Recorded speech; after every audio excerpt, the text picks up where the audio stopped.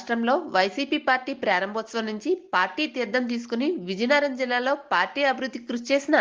అవనాపు సోదరుల్లో ఒకరైన అవనాపు విజయ్ పార్టీ మారే అవకాశం స్పష్టంగా కనిపిస్తుందని నూతన సంవత్సర వేడుకల్లో భాగంగా అవనాపు విజయ్ జిల్లా టీడీపీకి పెద్ద దిక్కుగా ఉన్న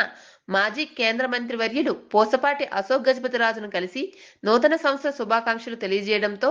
రాజకీయ వర్గాల్లో విజయ్ పార్టీ మారడం అనేది జరుగుతుందని ఊహాగానాలు వినిపిస్తున్నాయి. ఈ కార్యక్రమంలో గాడు అప్పారావు, హంస శ్రీను, వంకర గురుమూర్తి, బేతా రవి, నూలు శ్రీను, బోని ప్రసాద్, గణపతి సతీష్,